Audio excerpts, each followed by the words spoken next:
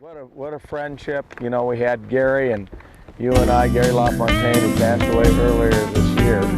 And we spent, what, 15 years doing things together. Oh, yeah. Boy, we really miss him.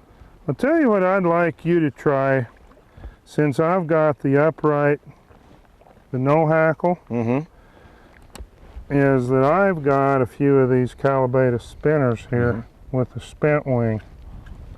And I wondered if you'd try one of those. Am I going to be able to see it? Well, sure. You know, you don't... Okay, now with this, do we want to put a little floating on it? Sure you do. You'll need some floating. Okay. And I want to give you a couple of backups, too. Alrighty. Actually, I got a couple of these no hackles that I tied that still are pretty new. So I think I'm going to give you one of those, and you can beat the wings up yourself. I know, but this is kind of neat because I know people would pay $20 just to get one of those no hackles of yours. Of course, what I'm going to do is take those, put them on my box, take out some that were tied by Umpqua, and I'll have enough to pay for this fishing trip. Why don't you put this, here's a little, you can put that in your box. That's a little no hackle. Let me see it, Jack. Show it to me. That's how they look before the wings get too beat up. Well, we saw both. The spinner laying down. Why it wouldn't hurt us. And then let me ask you another question. Do you have any beetles or ants, little ones? Because a lot of times it'll surprise you how that'll work if you can find a fish. So, back in the car, I didn't bring everything because you told me you had all the flies. I do. So let me give you a couple of those. I'll get the bill, folks, for this afterwards. It's going to cost plenty. That's my little streamer box there. Actually, I'm in the wrong side. These are tractors. I've got a lot of. Let's get out. See, these are some little. I just put that one in this box. Now, do they get mahoganies there too? They do. True. I got some Lawson cripples in here too. Here's a little ant, because we may try that a little later. I just saw a fish rise up here. I got to make a cast to him because he may not stay there long. He was close, and while you're... Yep. Well, that's another... I mean, you got to have patience, but also you got to strike while the iron's hot. Well, you know, sometimes I've found when these fish are moving around too much to just find a pretty good part of the river and just go stay out there and wait for them. Right. When they rise, put a fly by. I don't know where that fish was. He was up in there somewhere. He rose, and he may have just been there. And now see how far he's moved upstream? Whoa.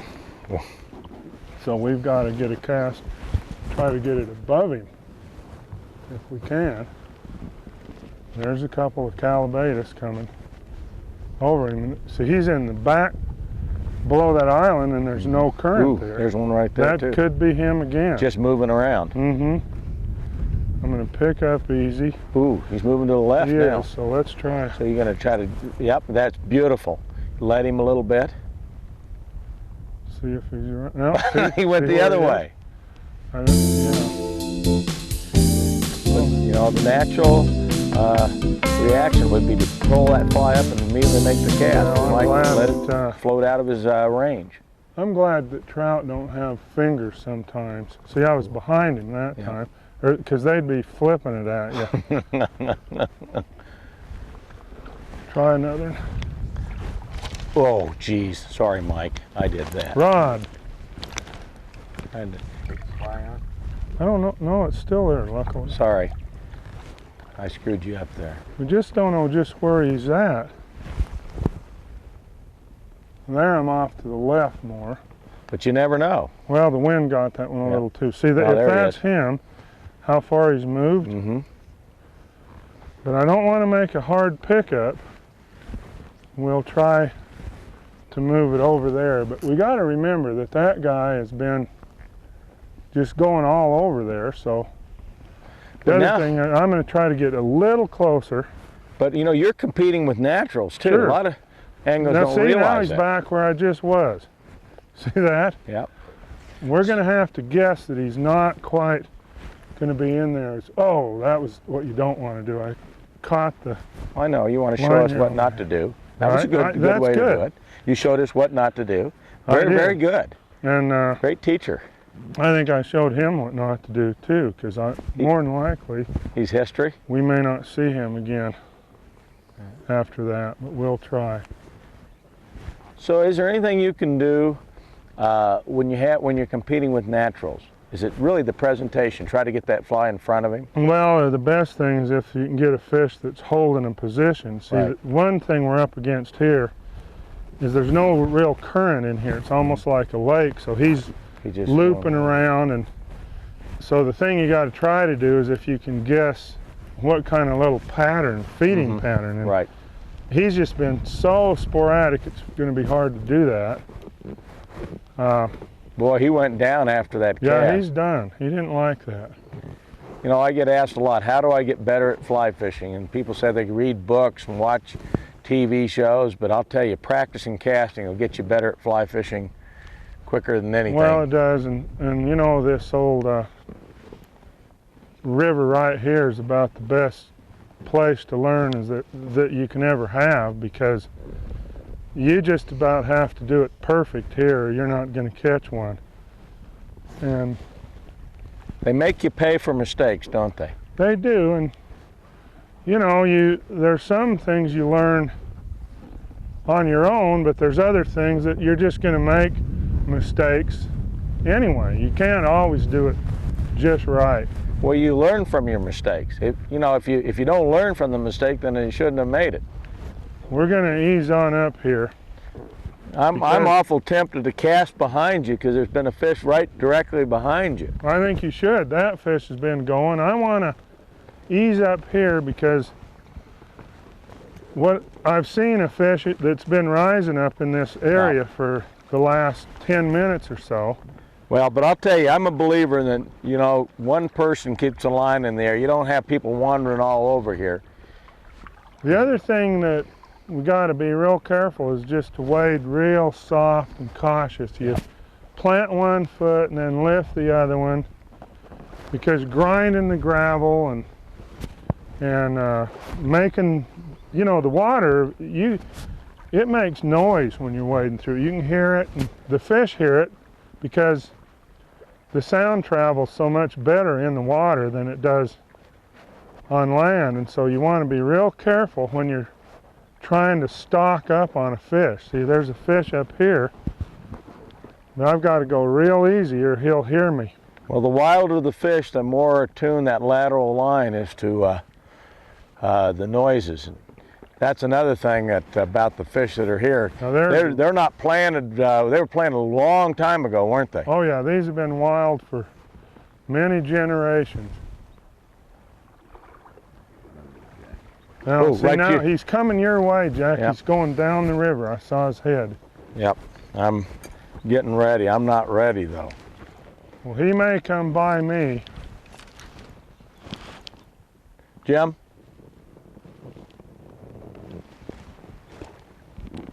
I have no idea where he is.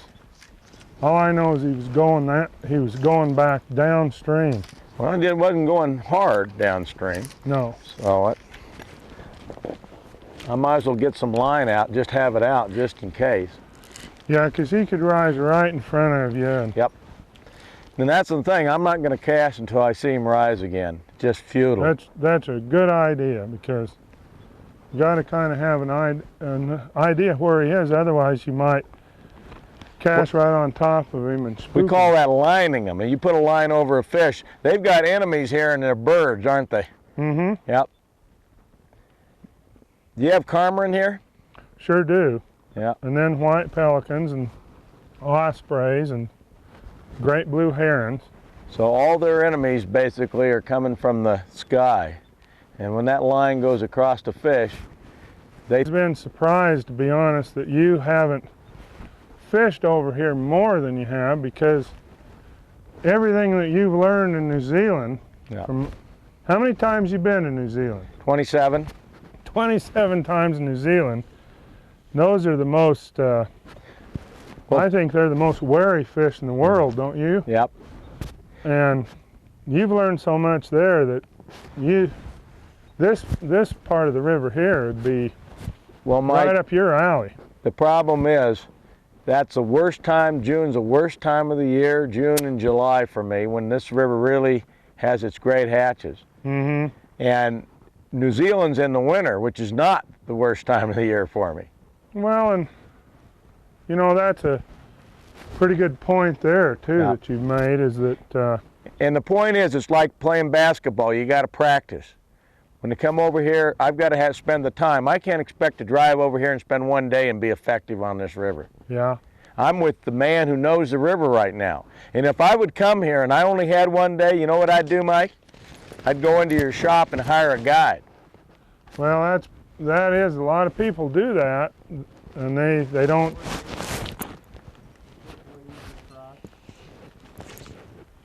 What are all the other ones? Are they spinning? There's some caddis. But see, those fish aren't on the tricos because. Oh, I haven't looked. Oh yeah, there are tricos. There sure are. See, they're right here. See that? They'd be rising real steady. Dark body, wide wing.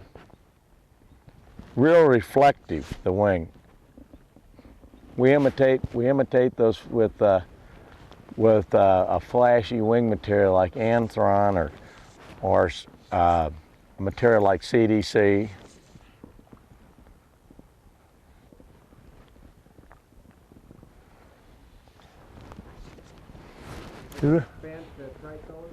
Yep. They were spinning when we first got here. And they are dropping now. If the fish were on them, they'd be rising pretty consistently. Mike, on these tricos, they must not live very long. When they emerge early in the morning and molt, mate, and they're back on the water within a couple hours. Yeah.